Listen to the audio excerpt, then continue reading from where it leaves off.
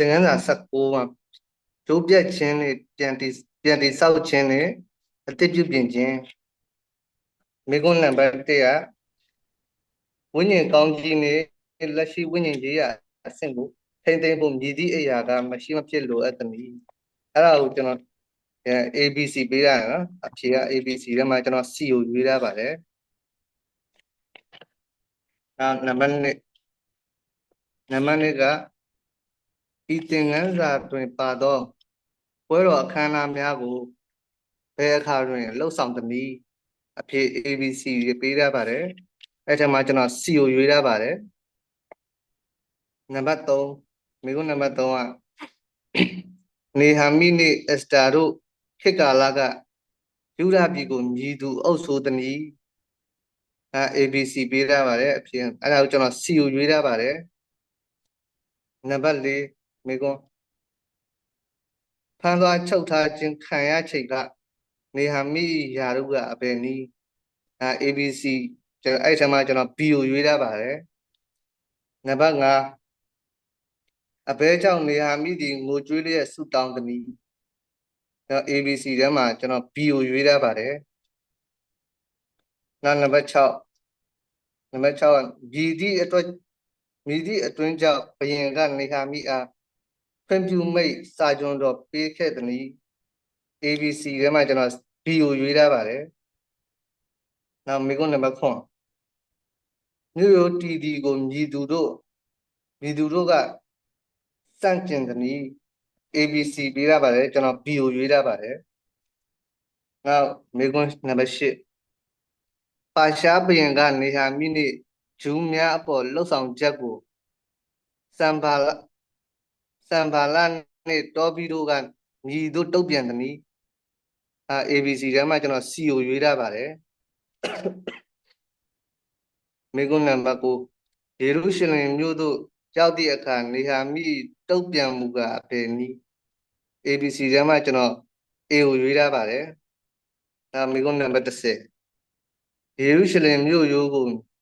မြည်သူဖြစ်နည်းABC ထဲမှာကျွန်တော် B ကိုရွေးထားပါတယ်မိကုန်းနံပါတ်17ဣဇရာဤပညတ်တော်များရွတ်ပြခြင်းအပေါ်တုတ်ပြန်ချက်ကအပယ်နည်းကျွန်တော် ABC ထဲမှာ C ကိုရွေးထားပါတယ်နောက်မိကုန်းနံပါတ်7နေဟာမိကလူများကိုဘာလို့ဖို့ပြောသနည်းကျွန်တော် ABC ထဲမှာ B ကိုရွေးထားပါတယ်မိကုန်းနံပါတ်73မိသူတို့ကဂျူးများကိုမကောင်းကြံစီပြီးအနိုးပြအောင်လုပ်ကြသည်ကျွန်တော် ABC ထဲမှာကျွန်တော် B ကိုရွေးထားပါတယ်မိကုန်းနံပါတ်14ဘယင်မကဘယင်ထံခစားသည့်အခါလိုက်နိုင်ရသည့်သူစည်းကမ်းကအပင်နီ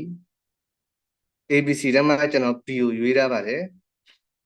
မိကုန်းနံပါတ်15အက်စတာဝတ္ထုသည်ဖျားရှင်အမည်နှင့်ဆက်ရှင်၍မြည်သို့ခြားနာသည်ကျွန်တော် ABC ထဲမှာကျွန်တော် A ကိုရွေးထားပါတယ်မိကုန်းနံပါတ်16အက်စတာနှင့်မော်ရကဲတို့ရေးထားသောအမိန့်စာတွင်ဗာပြောထားသည်ကျွန်တော် ABC ထဲမှာနံပါတ် A ကိုရွေးထားပါတယ်နောက်မိကုန်းနံပါတ်19နေဟာမိကလူများအားသူတို့ဤခွန်အားသည်မြည်သည့်နေရာတွင်ရှိကြောင်းပြောသည်ကျွန်တော် ABC ထဲမှာကျွန်တော် B ကိုရွေးထားပါတယ်နောက်မိကုန်းနံပါတ်18ဥရံပွဲကိုမြည်သည့်ရည်ရွယ်ချက်ဖြင့်ကျင်းပသည်ကျွန်တော် ABC ထဲမှာကျွန်တော် B ကိုရွေးထားပါတယ်နောက်မိကုန်းနံပါတ်19မာလခိကိုဖျားရှင်ဤစေတမန်အဖြစ်ဗာပြောခိုင်းသည်ကျွန်တော် ABC ထဲမှာကျွန်တော် B ကိုရွေးထားပါတယ်နောက်မိကုန်းနံပါတ်20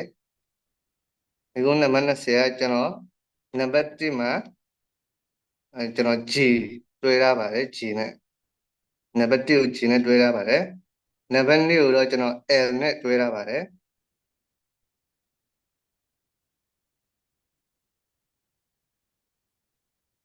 နံပါတ်3ကိုတော့ကျွန်တော်